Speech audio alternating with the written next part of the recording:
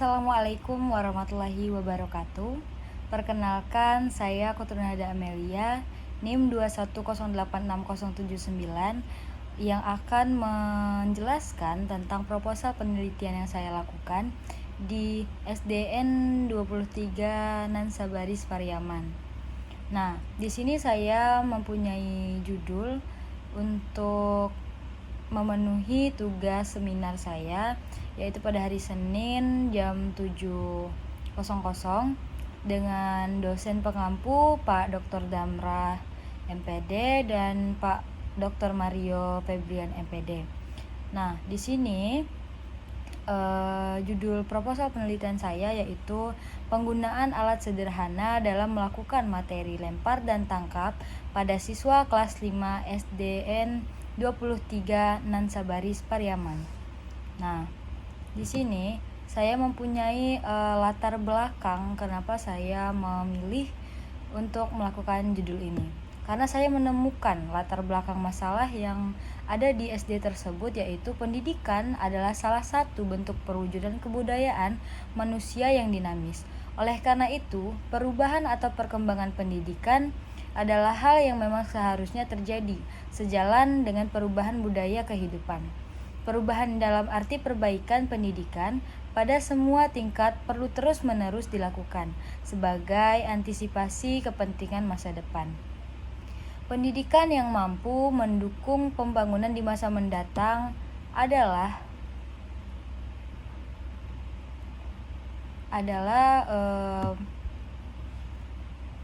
pendidikan yang mampu mengembangkan potensi peserta didik sehingga yang bersangkutan mampu menghadapi dan memecahkan problema yang kehidupan yang akan dihadapinya.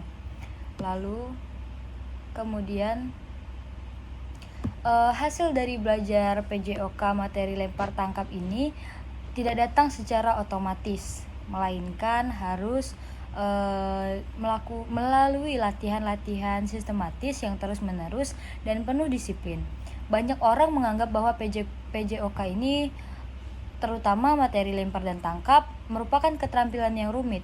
Hal tersebut dikarenakan kebanyakan orang yang merasa tidak berbakat dan tidak mengetahui bagaimana permainannya.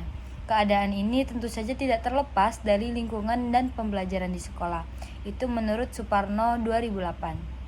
Salah satu media pembelajaran yang dapat digunakan untuk meningkatkan hasil belajar PJOK dengan materi lempar dan tangkap adalah dengan menggunakan media video. Sadiman 2011 mengatakan bahwa media video adalah bentuk-bentuk komunikasi baik tercetak maupun audiovisual serta peralatannya. Media hendaknya dapat dimanipulasi, dapat dilihat, didengar, dan dibaca. Lalu kemudian berdasarkan beberapa pendapat di atas, maka dapat disimpulkan bahwa dengan menggunakan media video adalah suatu rencana atau media pembelajaran yang dijadikan acuan atau pedoman guru yang di dalam proses pelaksanaannya meliputi sajian informasi, kompetensi, sajian materi, diperlihatkan gambar berkaitan dengan materi. Lalu pada pembelajaran hal ini, peran guru sangat dibutuhkan kreativitas dalam pemilihan model pembelajaran yang mampu melibatkan peserta didik dalam proses pembelajaran. Lalu, rumusan masalah yang saya identifikasi yaitu mengacu pada identifikasi dan latar belakang masalah. Dapat dirumuskan masalah sebagai berikut. Bagaimanakah cara meningkatkan hasil belajar PJOK lempar tangkap melalui penggunaan media video pada peserta didik kelas 5 SD 23 Nansabaris? Baik, kemudian ada tujuan penelitian. Tujuan umum penelitian ini adalah untuk meningkatkan hasil belajar PJOK lempar tangkap melalui penggunaan media video pada peserta didik kelas 5 SD 23 Nansabaris. Tujuan khususnya adalah meningkatkan hasil belajar PJOK lempar tangkap melalui penggunaan media video pada peserta didik kelas 5 SD 23 Nansabaris. Lalu kemudian meningkatkan hasil belajar PJOK lempar tangkap pada peserta didik kelas 5 SDN 23 Nansabaris melalui penggunaan media video. Manfaat penelitian yang saya temui adalah terbagi menjadi beberapa macam, yaitu bagi peserta didik dapat meningkatkan daya tarik dan perhatian peserta didik terhadap konsep yang disajikan, memberikan pengalaman belajar yang lebih bermakna, melatih peserta didik untuk meningkatkan keberanian tampil di depan kelas, meningkatkan hasil belajar peserta didik dalam pembelajaran, serta diharapkan semua itu dapat diperoleh peserta didik secara maksimal melalui penggunaan media video. Lalu bagi guru, penelitian ini dapat digunakan sebagai alternatif dalam pembelajaran PJOK lempar tangkap serta meningkatkan profesionalisme sebagai guru, menambah pengetahuan, wawasan, dan pengalaman pembelajaran di sekolah. Kemudian bagi sekolah, penelitian ini diharapkan mampu untuk menambah informasi tentang model pembelajaran, metode pembelajaran, dan alat atau media untuk meningkatkan mutu sekolah sebagai sumber inspirasi bagi sekolah dalam kualitas pembelajaran di sekolah. Lalu kemudian ada bab 2, yaitu kajian teori. Yang saya akan bahas di sini adalah belajar dan pembelajaran. Belajar. Seorang bayi yang belum dapat berjalan akan melakukan proses belajar sehingga seiring berjalannya waktu bayi tersebut dapat berjalan. Bayi tersebut melakukan proses penting yang disebut belajar, karena bayi tersebut melakukan dan memikirkan sesuatu yang memberikan perubahan pada dalam dirinya. Belajar merupakan perubahan tingkah laku yang serangkaian kegiatannya misalnya sebagai membaca, mengamati, mendengarkan, meniru, dan lain sebagainya. Belajar akan lebih bermakna apabila subjek belajar mengalami atau melakukan sendiri kegiatan tersebut, menurut Sardiman 2011. Lalu menurut Salmeto menyatakan bahwa belajar adalah suatu proses usaha yang dilakukan seseorang untuk memperoleh perubahan tingkah laku yang baru secara keseluruhan, sebagai hasil pengalamannya sendiri dalam interaksi dengan lingkungan. Lalu kemudian ada dua faktor menurut Salmeto, yaitu faktor internal, meliputi faktor biologis dan faktor psikologis. Faktor biologis contohnya dalam keadaan anggota tubuh dan kesehatan, sedangkan faktor psikologis meliputi inteligensi atau tingkat kecerdasan, perhatian, minat bakat, motif, kematangan, kesiapan seseorang. Lalu kemudian ada faktor ekstern. Faktor eksternal itu mempengaruhi belajar meliputi faktor keluarga, sekolah, masyarakat, dan peserta didik yang belajar akan menerima pengaruh dari keluarga berupa cara orang tua mendidik, relasi antara anggota keluarga, suasana rumah tangga, dan keadaan ekonomi dari keluarga tersebut. Lalu kemudian proses belajar dipengaruhi oleh faktor internal dan faktor eksternal. Apabila kedua faktor tersebut memberikan pengaruh yang baik, maka belajar akan berlangsung baik pula. Lalu kemudian yang akan saya bahas itu merupakan pembelajaran. Pembelajaran merupakan upaya guru untuk menciptakan iklim dan pelayanan terhadap kemampuan, potensi, minat bakat, dan kebutuhan peserta didik yang amat beragam, agar terjadi interaksi optimal antara guru dan peserta didik serta antar peserta didik. Lalu menurut Sugandi menyebutkan bahwa pembelajaran merupakan suatu kumpulan proses yang bersifat individual, yang mengubah stimuli dari lingkungan seseorang ke dalam sejumlah informasi yang selanjutnya dapat menyebabkan adanya hasil belajar dalam bentuk ingatan jangka panjang. Lalu kemudian ada media pembelajaran. Media pembelajaran itu harus dapat memfasilitasi peserta didik untuk mencapai tujuan pembelajaran secara optimal dengan cara yang menyenangkan, yang mengasihkan, dan membuat siswa itu tertarik mengikuti pelajaran tersebut. Lalu media sebagai perantara guru dan peserta agar dapat divariasikan dalam pembelajaran sehingga tidak terjadi verbalisme secara keseluruhan. Lalu kemudian menurut Sadiman mengatakan bahwa media adalah bentuk-bentuk komunikasi baik tercetak maupun audiovisual dengan peralatannya. Media hendaknya dapat dimanipulasi, dapat dilihat, didengar, dibaca, dan fungsi media pembelajaran adalah sebagai berikut, yaitu yang pertama sebagai sarana bantu untuk mewujudkan situasi pembelajaran yang lebih efektif untuk berlangsungnya pembelajaran. Lalu kemudian media pembelajaran berfungsi untuk meningkatkan kualitas proses belajar mengajar. Nah, kemudian ada media pembelajaran yang dapat mengurangi terjadinya verbalisme, yaitu contohnya bermain di luar lapangan. Kemudian media pembelajaran dapat membuat peserta didik lebih mudah dan lebih cepat menangkap tujuan bahan ajar. Nah, jenis-jenis media pembelajaran itu ada 3, yaitu media audiovisual, merupakan kombinasi dari media audio dan media visual atau disebut dengan media pandang dengar. Lalu kemudian ada media audio, yaitu media yang mengandung pesan dalam bentuk audiotif yang dapat merangsang pikiran untuk dipelajari bahan ajar.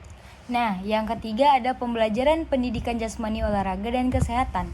Pendidikan jasmani, olahraga, dan kesehatan adalah sistem pendidikan yang mengutamakan aktivitas jasmani, fisik, dan permainan dan olahraga yang dijadikan media untuk mencapai perkembangan yang menyeluruh terhadap individu. Menurut Darminto 2017. Istilah serupa juga dikemukakan oleh Adrianto bahwa pendidikan jasmani, olahraga, dan kesehatan mengandung makna pembelajaran yang mengedepankan aktivitas jasmani sebagai media dalam mencapai suatu tujuan pembelajaran. Lalu kemudian istilah lain juga dikemukakan oleh Rizky dan kawan-kawan bahwa penjas orkes itu sebagai media pembinaan anak dalam menjalani hidup sehat serta upaya pembuatan keputusan terbaik khususnya pada bidang jasmaninya. Pernyataan ini lebih menekankan bahwa pendidikan jasmani dan olahraga itu sebagai media yang efektif dalam pembelajaran supaya tercapai tujuan pembelajaran itu sendiri. Lalu kemudian ada hakikat pendidikan jasmani, olahraga, dan kesehatan. Pendidikan jasmani, olahraga, dan kesehatan merupakan salah satu mata pelajaran yang diajarkan di sekolah dasar. Pendidikan melalui pembelajaran gerak disajikan sejak kelas rendah, sekolah hingga menengah atas.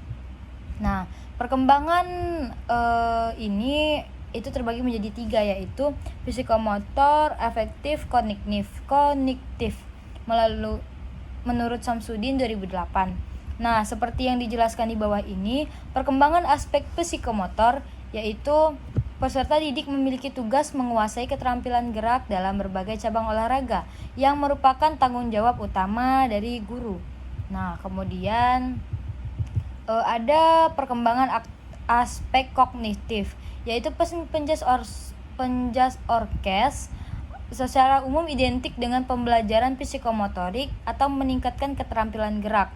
Pada salah satu tugas penjas orkes dalam meningkatkan pengertian anak tentang tubuh dan memungkinkan geraknya serta berbagai faktor yang mempengaruhinya ditinjau dari segi konsep gerak. Nah, lalu yang ketiga ada konsep gerak. Istilah konsep gerak merujuk pada gagasan kognitif yang memiliki nilai transfer. Lalu kemudian ada pengembangan. Nah, yang keempat ada pengembangan aspek afektif. Aspek afektif berbeda dengan psikomotor dan kognitif. Aspek ini lebih terkenal bawaan lahir maupun kebiasaan di lingkungan sekitar peserta didik.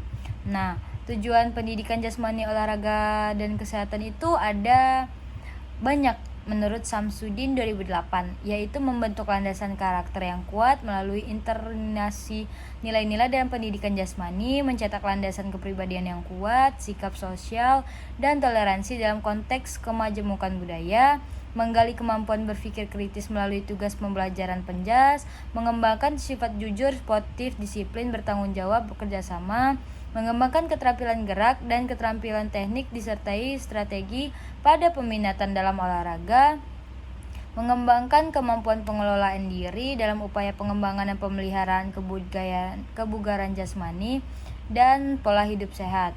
Lalu yang keempat melalui media video.